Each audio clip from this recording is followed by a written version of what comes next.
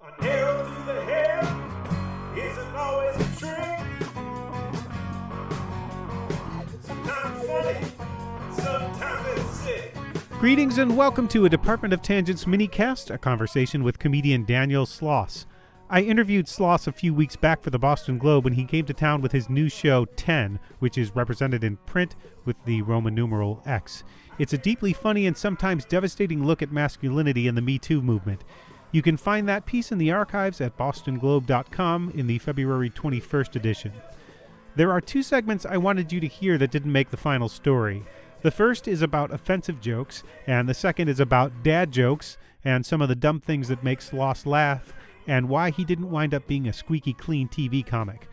Sloss has never been one to shy away from a joke that might offend someone. He's not specifically looking to offend, but he does love making an audience uncomfortable. I asked him about this, and he had a great response, much of which was unprintable for the Globe. Here's a bit of that conversation.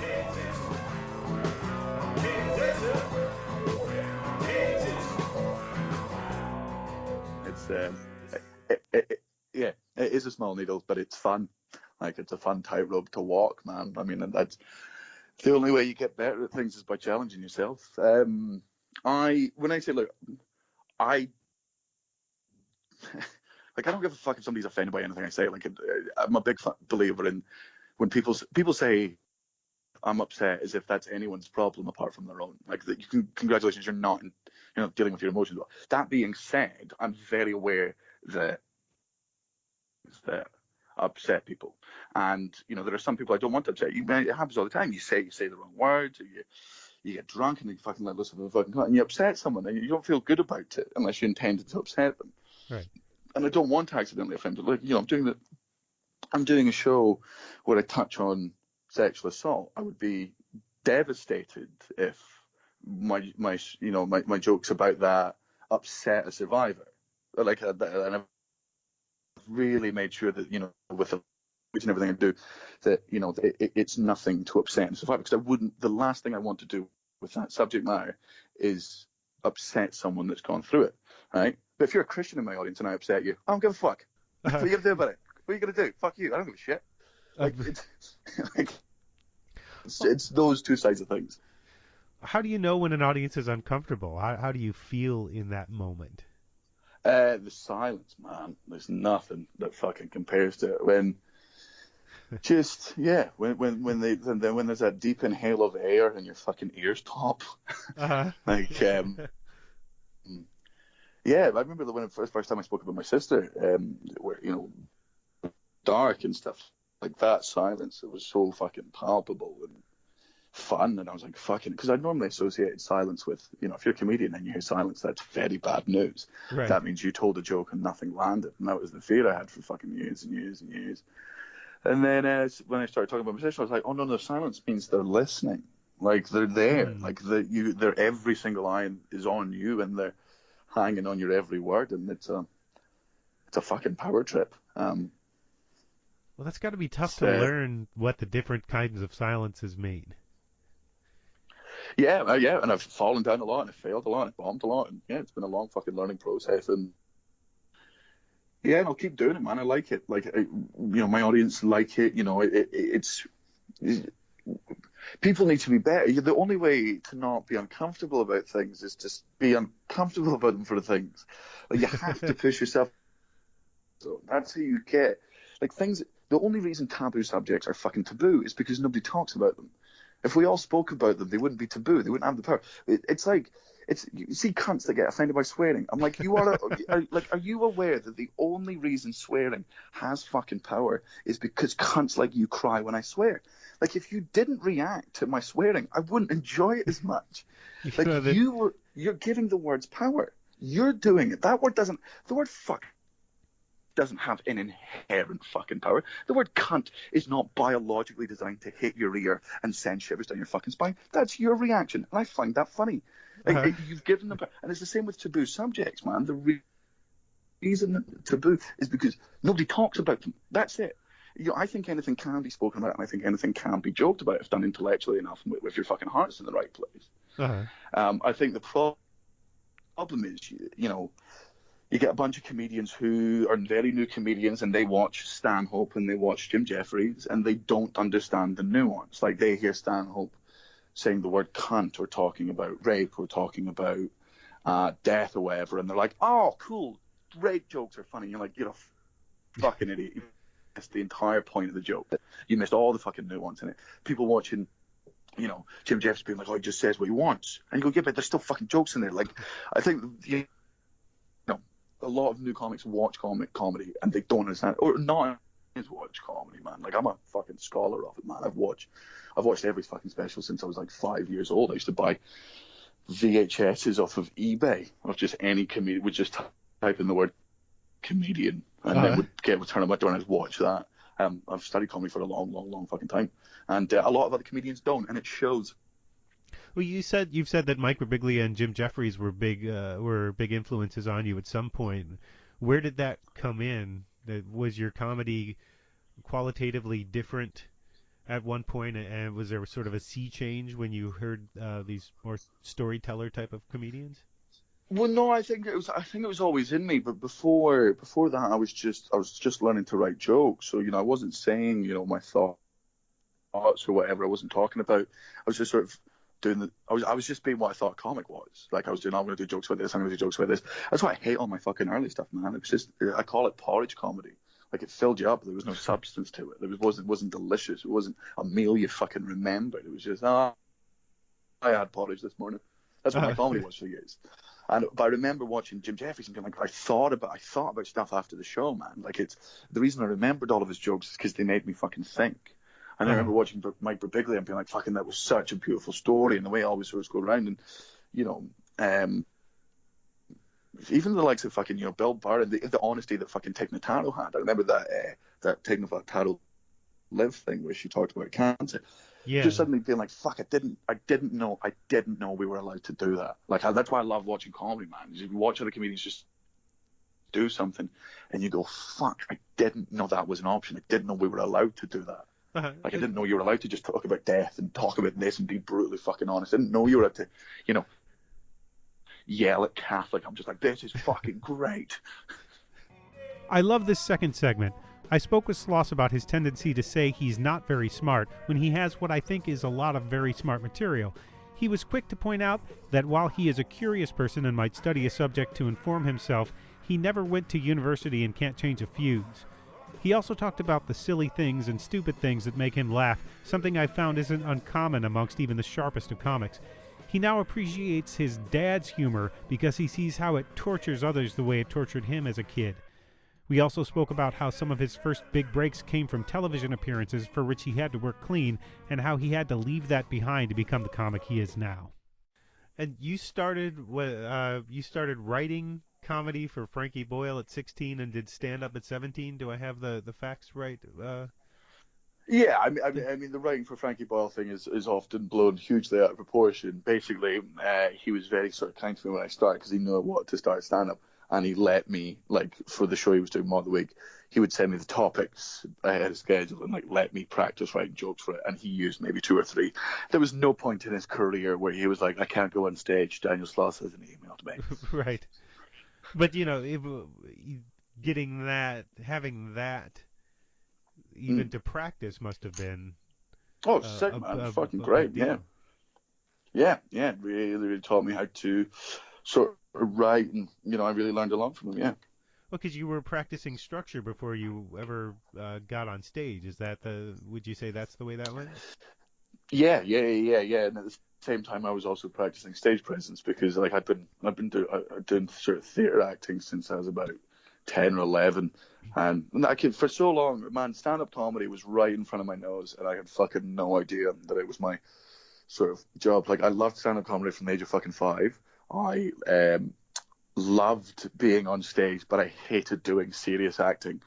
Like, I remember so much, like, but I was confident, so I was always given the fucking leads in our small, plays and stuff. So when we did Macbeth, like, me and one of my best friends at the time, Craig, he was playing Banco, and just our director was just like, this is not a comedy. Stop making it a comedy. And we were like, I can't, man. Like, I find stage acting when there's no joke, I just find it fucking boring. I don't know how well I'm doing. when you're doing stage acting, because there's no reaction to tell how you're doing. I'm like, if I'm doing comedy, I know how well I'm doing instantly. And she was like, I will give you 5 minutes at the end of the show on the stage with your friends, or whatever the fuck you want, if you just take this seriously. I was like, absolute deal. Straight in. And then we wrote a Macbeth rap. I would love to see Macbeth played as comedy with the same lines. Yeah. Oh, we were 14, 15. It was just a lot of fucking fart noises. It was just like, it wasn't the nuanced comedy you see before you today. It was fucking, mind you, the fucking Macbeth rap was good. I still remember the opening line to it was, I'm MC Beth and I will be king with all my jewels and my bitchin' bling bling. And then his line was, I'm B to the A to the N to the Q, U to the O, the what you gotta do. All my witches and my homies in the hood going to come down on you like Barnum wood. What is that a pretty good insight into what your sense of humor was when you were 17? Man, I laughed at fucking anything, man. I still do. Like sometimes I find it so fucking funny, some of the stuff I laugh at, because like I watch, I'm aware that people think I'm like I'm a darker and intelligent comedian and stuff, and we've had that discussion, so you know my stance on it. But it's just because you're a really smart comic. I'm like, man, you should see some of the shit that makes me laugh. I love dad jokes, man. Nothing fills me with more joy than just doing a joke that everyone in the room fucking hates. And it's just, there's nothing makes me laugh more, man. Just silly little things make me laugh so much. There was my friend Barry is my favorite joke of all time, and makes me laugh consistently. If you just get like a coaster, like a beer coaster, and if you rip a tiny bit out of the middle, like maybe like a thumb, like a nose width or hole, and you stick it on your nose, so it just looks like it's stuck in your nose. So what he'll do is in a bar, he'll just stick that on, and he'll turn around and just yell, "Who threw that?" And the whole thing is like somebody's thrown this out, and it's so silly. It's the dumbest, stupidest joke, and I cry laughing at it every time. I turn into a fucking 3-year-old, like just clapping and going again. Well, I think that's common with a lot of comedians. Even name the smartest comedian you could name, and there's something dumb that will make them laugh. I remember that's true. I remember interviewing Jon Stewart when he first took over the Daily Show years ago, and I said, "Do you feel it's your I'm paraphrasing, it's a long time ago. Do you think it's your duty to present political satire to this audience?" And he laughed and said, "You said duty." And then we had a conversation about if you've told a good shit joke, then you've told a good shit joke. It doesn't matter what it's about. It matters that it lands. That's fucking great. I wish I still had that on tape somewhere. Man, it's so fucking funny. My dad had, like, I'm quite older than my brother's fucking 10 years older than Matthew, 12 years older than Jack, because of the whole dead sister in between thing. And it's been really fucking funny to like watch the, my dad would make all these shit jokes when I was growing up, and he'd laugh at them, and I'd be like, this isn't funny. Why are you laughing at that? And then I became an adult, and I saw him doing the jokes with my brother, and my brothers would get so annoyed. I'm like, that's the fucking joke. Right. The joke isn't the joke. The joke is annoying everyone. And I love it. They went on a scuba diving holiday. This is not my dad's joke, I'll clarify this, but like they went on a scuba diving holiday, and when they came back, I was like, how was it? And both my brothers fucking face of thunder. They were like, Dad's an arsehole, I hate Dad. And I can just see my dad behind them just crying with laughter already, just really just enjoying the fact that his sons are talking about how much they fucking hate him. And he's laughing, and my mum's shaking her head, and he's laughing more. And I start laughing because I'm like, I get it. I get it now. I get it. It's just to annoy people. And I was like, what was he doing? And apparently, like, my dad's a shy man, but every fucking day, without fail, he would go to whoever was new on the boat, whatever family they were scuba diving with, and just go up to the lead guy and just go, do you know why scuba divers fall backwards out of the boat? And they'd go, no. And he goes, because if they fall forward, they're still in the boat. Right. And it's such a stupid joke, and nobody would laugh, but it would wind my brothers up so much, because it just became, they would just see my dad get up, put his wetsuit on, and just sidle over to someone and just sit down, and they'd go, no, Dad, no. He's like, no, he should know. It's a bit of trivia. Well, you went from starting. Excuse me, sorry about that. You went No. from starting at 17 to selling out theaters by Mm. age 20. Do I have Yeah. that correct as well? I mean, that's Yeah, small theories, but yeah. yeah. I mean, when you've had that, first of all, was there a big change in what you did from 17 to 20? That was there something you felt you were getting better? That there was a change in what you were doing? Well, yeah. So basically, when I was 17, 18, I was just, I got a good break when I was in the UK when I was about 18, 19 years old. And there's a show called Michael McIntyre's Comedy Roadshow, which is like it went into like I think it's 6 or 7 million in the UK, which is more than the population of Scotland. But it's quite a big show at the time, and it sort of gave me enough of a profile to, start selling shows during the Fringe and stuff. And then, but I didn't. And then I got a few more like TV gigs in the UK, and I was doing those. But they kept editing my material. They kept saying, you can't do this joke, you can't there, you can't do this. And I just very quickly realised that I was being led down a fucking path to become like television friendly. It's not that I'm against television friendly. I will not be told what I cannot fucking say, like by anyone ever. I'll say what I want to say and I'll justify it. That's my fucking right as a human being. And then the thing is about fucking, it must have been about, I remember when I was 20 years old or 21, I wrote the first fucking joke I'd ever written that I was like, fucking, that's a really good joke. Like, I remember I was like, fuck, that's me. It was my joke about religion, about how, kids thanking Santa for presents is exactly how doctors feel when you thank God after a surgery. Right. I remember fucking doing that on stage. And I remember my shows then during the end of the festival, I remember seeing audience members getting up and leaving. Like, anywhere between fucking 10 and 20 people a day. Because they'd seen me be nice and friendly on fucking television. And then I'm coming here and I'm saying the word cunt and I'm telling them God doesn't exist. And it was a really conscious decision I made then. I was like, you have to lose these people to become the comic you want to be. Like, you can either sit there, you can change the joke and you can pander to them and you'll be unhappy for the rest of your fucking life and rich. Or you can do what you want to do and fucking take on the chin. Like, and that's my agent. She was fully on board. I told her, I was like, I don't want to do as much TV anymore. Like, I'm not going to go on TV for the sake of being on TV. I'm only doing television if it fucking represents me in a way that I'm proud that it represents me. Thanks again to Sloss for the conversation. You can find out more about him, his Netflix specials, and where he'll be appearing next by going to danielsloss.com and follow him on Twitter and Instagram. To read the Boston Globe piece I wrote on his latest show, go to bostonglobe.com. And for more podcasts, movie reviews, and other content, visit departmentoftangents.com. Neil Young.